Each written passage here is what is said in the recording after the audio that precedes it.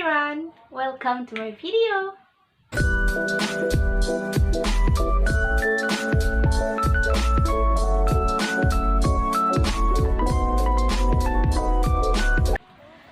How are you guys? I hope everything is good.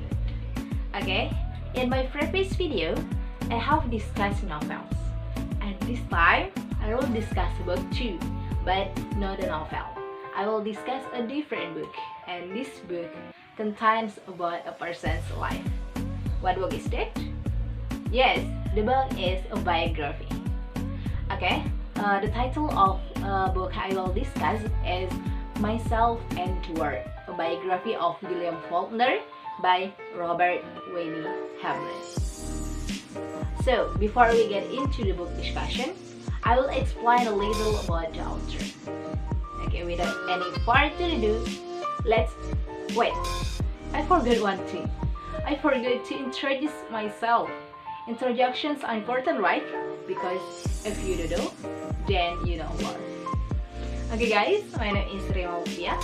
My student number is 12 and I'm from 4A Department of English Education UIN Syarif Hidayatullah Jakarta. Okay, now let's talk about the author. Robert Wayne Hamlin is a poet, an author, and a professor emeritus at Southeast Missouri State University, and he is best known for achievements related to the works of William Faulkner. And he was born in Jericho, Mississippi, and Hamlin grew up in Brice Crossroads. And he attended Baldwin, Mississippi, public schools and graduated from Boonville Life High School in Mississippi. And after attending Northeast Mississippi Community College, he graduated from Delta State University in 1960 with a bachelor's degree in English education. He went on to gain his master's and doctoral degrees from the University of Mississippi in 1965 and 1926 respectively. So, the title of this book is Myself and Work, a biography of William Faulkner, and the author, as we talked before, is Robert Wayne Hamlin. And genre of this book is biography, and this book was published in 2016 and has 176 pages. So, let's talk about William Faulkner. William Faulkner was an American writer born in the state of Mississippi at 1897, and his family is a traditional Southern family with 5 siblings, of which William is the oldest. His childhood was spent in the small town of Oxford, and during World War I, he entered as a pilot for the British Royal Air Force. But there were many doubts about his role during the war given Faulkner's natural tendency to fairy tales. And his first job was at his grandfather's bank, and then as a painter, and then as a postman. And his first novel, A Soldier's Salary, was published in 1926. Then he traveled on the European journey, and when he came back to the US, his next novel was made by Yoknapataupa to Garcia Marquez and many others. Then first book to occur in Yoknapataupa was Surters in 1929. But many others' work follow, like novels and short stories whose pages contain the lives of fantasy residents mixed up and remingled, where the paths crossed and the eyes folded. And since publications of Sons and Fury, Faulkner was later regarded as a teacher. And meanwhile, he was married to Esther Oldham, with whom she believed to live in the small town of Oxford. And it should be said that although he could edit his work, he had never been a writer that was too well known to the public. And even today, the average American didn't know who he was. And during the years that followed, he worked for a living as a screenwriter in Hollywood until 1949, and he received Nobel Literature. And last, he continued to write until he died in 1962.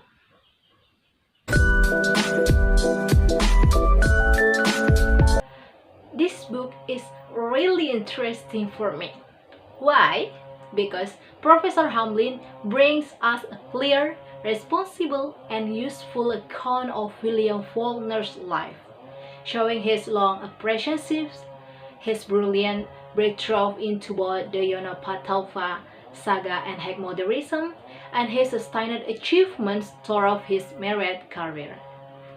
Unlike Hamlin says Faulkner steadily and whole, and in my opinion, the content of this book is very balanced between the discussion of man and his work, and contains very helpful additional material. And this book also lists all of Faulkner's film works. And what I like most about this book is it has lots of illustrations. Illustration make me not bored reading it. We will see. Almost every page has an illustrations. And in my opinion, Mr. Hamlin did an excellent job.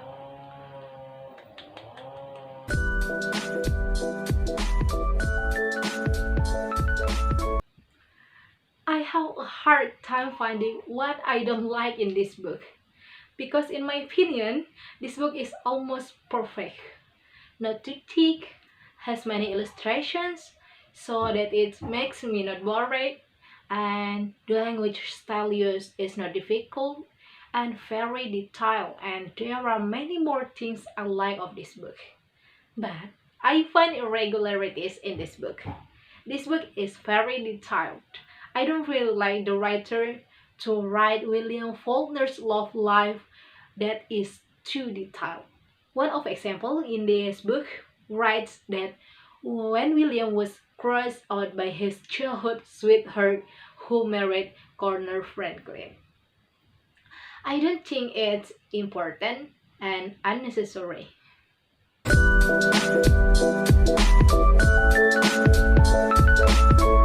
I have one of my favorite William Faulkner quotes. Actually, a lot of quotes from William Faulkner, but my most favorite quote was, "Keep it amateur.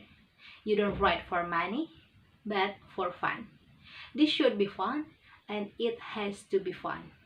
Maybe not like you wrote, but when you are done, you should feel some excitement.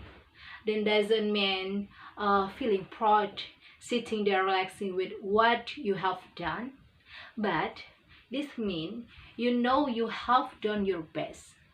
Next time it will be better." Yeah, he was absolutely right that we should write for fun, not for money. Yes, we can all hope to make money from our writing, and it must always be an aspect of the process. But the problem is that when you sit down every day writing for money, your work will suffer, and the readers will see it. Instead, what you want to see a writer is the passion you have for writing. It will always come as long as you have the mechanism.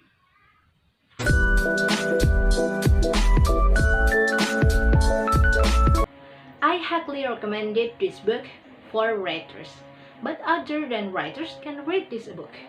I think this book can be read by everyone because this book is about William Faulkner's life journey. Lots of life motivation, and he received many awards, and we can also learn a lot from there. Also, there are stories of his life that they are not exemplary, but we can filter them and take what is useful to us.